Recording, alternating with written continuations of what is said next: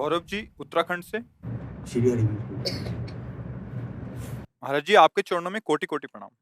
महाराज जी मेरा एक प्रश्न है, सत्पुरुषों की पहचान कैसे की जाए, कैसे पता लगाया जाए कि सामने वाला व्यक्ति सत्पुरुष है एवं जब उसका तक अपनी जब तक हम सत्पुरुष नहीं होंगे तो हम सत्पुरुष की पहचान नहीं कर सकते। पहली बात, आप इंजीनियर नहीं हो तो आप इंजीनियर को कैसे पहचान पाएंगे? इंजीनियर हो तो सारे हथकंडे पते हैं ना, सारे सूत्र पता है, तो आप 10 मिनट बैठेंगे देख लेंगे कि हाँ ये परफेक्ट इंजीनियर है, क्योंकि आपको ज्ञान है। अब ज्ञान ही नहीं इंजीनियरिंग तो इंजीनियर, जब साधारण पदवी वाले को नहीं पहचान सकते तो शत शब्द है भगवान का नाम, जो भगवान में स्थित संत महापुरुष, उनको बिना संत हुए कैसे जाना जा सकता है? अब ये तो हुई फाइनल की बात। अब इसमें एक बचाव पक्ष की बात है कि जब हम श्रद्धा और विश्वास पूर्वक, वो हमारी श्रद्धा विश्वास होती है, श्रद्धा और विश्वास पूर्वक हम जब उनके समीप जाते हैं तो भगवान ऐसी कोई जगह नहीं जहाँ ना हो, तो जिनके पास हम जाते हैं उनमें भी भगवान होते हैं। अब जब हम उनका आदर करते हैं, अंदर बैठे भगवान का, तो फिर उस शरीर से यदि पाखंड हो रहा है, असत क्रियाएं हो रही हैं, वो संत नहीं है, थोड़ी देर में ही आपके हृदय में असंतोष पैदा हो जाएगा। बाहर निकलते ही लगेगा कि अभी जो चाहता था वो नहीं मिला, ऐसा आ जाएगा। और जिनके देखने से ही, सरल पहचान, जिनके देखने से ऐसा लगे कि मिले तो पहली बार है लेकिन लगता है अपने हैं, जिनके पास बैठने से एक हृदय विश्राम स्थिति को प्राप्त होने लगे, मन में हलचल पैदा हो जाए कि आज तक मैंने वो नहीं किया जो करना चाहिए, जो नहीं करना चाहिए वो किया, अब मैं भजन करूंगा, अब मैं ब्रह्मचर्य से रहूं, अच्छी भावनाएं आने लगे। सरल पहचान ये है, जिनके दर्शन से, जिनके संभाषण से, जिनके संग से भगवद स्मृति की तरफ हमारे कदम बढ़ने लगे, विषय विकार का हमारे हृदय में अभाव होने लगे, तो बस जान लो कि संत समागम हो गया। सत्संगति संसृति कर अंता, सीधा फल है। संत संग का फल है कि संसार से राग हटकर भगवान में राग हो जाए, उसे अनुराग कहते हैं जो भगवान में लगता है। अच्छा, अगर अधिक मलिन है हृदय तो जब बहुकाल करी सत्संगा तबही होए सब संशय भंगा। और अगर हृदय पवित्र है तो एक क्षण में आपको उत्तर मिल जाएगा। हृदय निहाल हो गए, आज तो मुझे भागवत महापुरुष के दर्शन हो गए, ऐसा आपका हृदय अंदर से कहने लगे। आज मैं कृतकृत्य हो गया, उसमें किसी के प्रमाण की जरूरत नहीं, वो हृदय प्रमाणित करने लगेगा कि आज भगवान मेरे पर बहुत प्रसन्न है, आज मैंने संत दर्शन प्राप्त किया। ये भगवत महासंगस तो दुर्लभ हो। फिर लेकिन लिख दिया गया अगम्यो, उनका सेवन करना बड़ा कठिन है। सेवन तभी हो सकता है जब उनकी आज्ञा का पालन करे, तब धीरे धीरे धीरे धीरे जान जाओगे। क्योंकि पवित्र अंतःकरण, संत स्वभाव, ये होना बहुत कठिन है ना। तो इसी के लिए तो हम संतों के पास जाते हैं।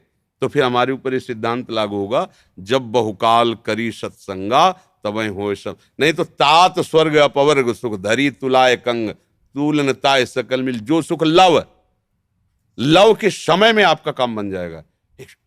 ओहो, बस ये तो केवल जागना है, जैसे सो रहा जग, संत जगा रहे।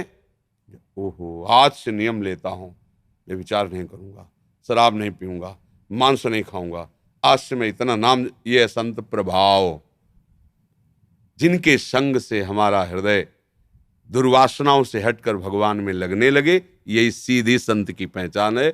वस्तुतः संत की स्थिति को कोई संत ही जान सकता है, बाहर ही नहीं जान सकता। जैसे एक कक्षा 5 का विद्यार्थी है, एक पीएचडी की हुई उसका टीचर बैठा हुआ है, वो टीचर की योग्यता को कैसे जान सकता है? भाई इतना जरूर कह सकता है कि मास्टर जी बहुत बढ़िया पढ़ाते हैं, इसके आगे नहीं जानता हो। वो जब पीएचडी करेगा तब उसको अपने टीचर की याद आएगी कि यार कितने वो ग्रेजुएट थे, इतना नीचे उतर करके हमको ककारा सिखाए, हमको मात्रा सिखाए, और वो स्वयं इतनी ऊंचाई पे। ऐसे ही भगवत प्राप्त महापुरुष अपनी स्थिति से नीचे उतरता है, उसको किसी के उपदेश देने की जरूरत नहीं होती, क्योंकि भगवत प्राप्त है। भगवत प्राप्त कब? तब सर्वत्र भगवान देख रहा है।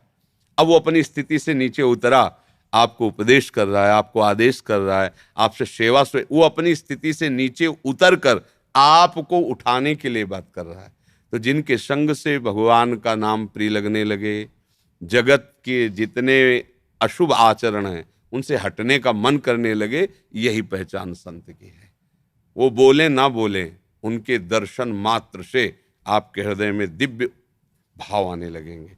क्योंकि प्रभाव होता है ना, जैसे हम बाहर निकले, शीतल वायु है तो उसमें बुद्धि लगाने की जरूरत है, तो इंद्रिय अपने आप बताने लगेगी वायु शीतल है, वायु गर्म है। ऐसे ही हृदय में भगवान बैठे हुए हैं, अपने आप पता चल जाए, एक दृष्टि में पता चल जाए। जैसे हम लोग गंगा किनारे जब भ्रमण करते थे ना, तो ओहो इतनी ऊंची स्थिति इन महापुरुष की, देखते एक दृष्टि पड़ते, ओहो ब्रह्माकार वृत्ति, हृदय में कि अरे भगवान इतनी बड़ी कृपा, ऐसे महापुरुष का दर्शन, वो अपने आप बता देते ना भगवान। अब चूंकि हमारा अंतःकरण मलिन है, वासनाओं में है, तो हमारा फिर चिदानंद भाव को प्राप्त महापुरुषों को कैसे पहचान सकता है कोई। तो इसलिए हमें चाहिए श्रद्धा और विश्वास पूर्वक हम संतों का सेवन करें, तो हमारा हृदय पवित्र होगा, तो अपने आप पता चल जाएगा। और मूल बात इसमें है कि इसमें जब कोई संतों के पास जाता है तो उसके अंदर भगवान की आस्तिकता होती है कि है, मूल भगवान को लेके जाता है। और कोई ऐसी जगह होती नहीं जब भगवान ना हो, तो उसको घाटा तो पड़ना नहीं, क्योंकि उसका काम बनेगा। वो श्रद्धा और विश्वास के साथ जा रहा है, तो वहां उसके हृदय में भी भगवान बैठे जिसके लिए जा रहा है, वो उनका काम बना देंगे। अंदर से भगवान ही तो सब कुछ सुधारते हैं। हाँ, पर उसका संग यदि आपके लिए बाधक है तो निकलते ही आपके आ जाएगा, ठीक है दर्शन हो गए, बढ़िया, आज के बाद कभी नहीं आएंगे हम, और इनसे कोई संबंध नहीं रखेंगे।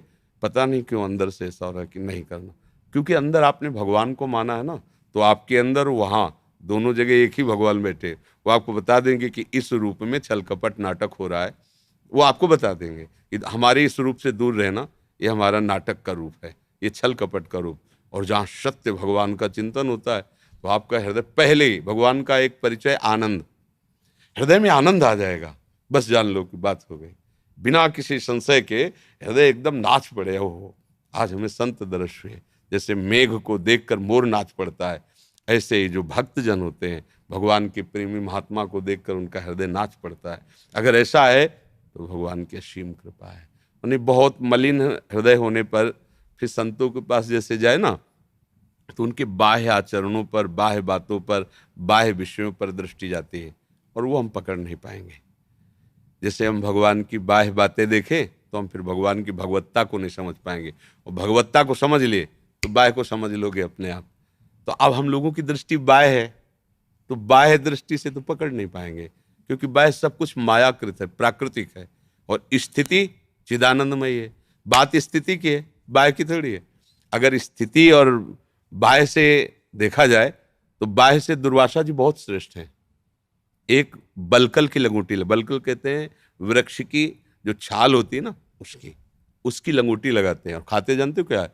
दूब एक घास होती है, उसका रस पीते हैं, दुर्वा अंकुर का रस, दूब का रस पीते हैं। अस्थि मात्र शरीर में है, भारी तपस्या के धनी, 60-60 हजार वर्ष की समाधि लगती है दुर्वासा जी की।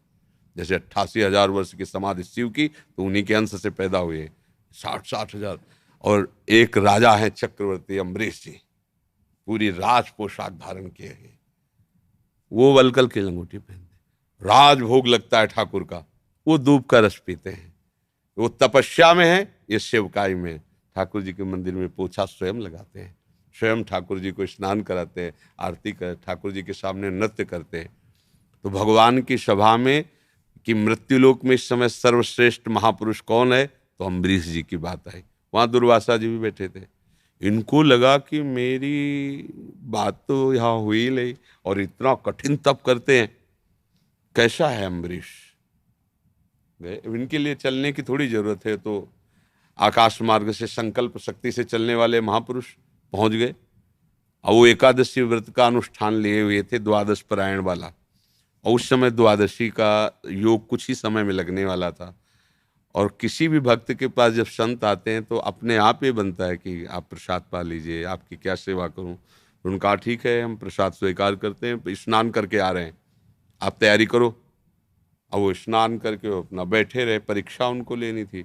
अब उनके पारण का समय है, अनुष्ठान पूरा तभी होगा जब पारण हो जाए, पारण नहीं होता तो अनुष्ठान का अतिक्रमण होता है। तो ब्राह्मणों से, ऋषियों से पूछा, तो उनका भगवान का चरणामृत पी लेने से पारण भी हो जाएगा, और कुछ खाया भी नहीं। अतिथि का सत्कार, मतलब एक ऋषि को भोजन निमंत्रण करने के बाद अगर आप पहले पालें तो अपराध है, तो बात पक्की। भगवान का चरणामृत स्नान का वो चरणामृत लिया, वो ऐसे पी ही रहे थे कि वो तो सर्वज्ञ दुर्वासा जी आ गए।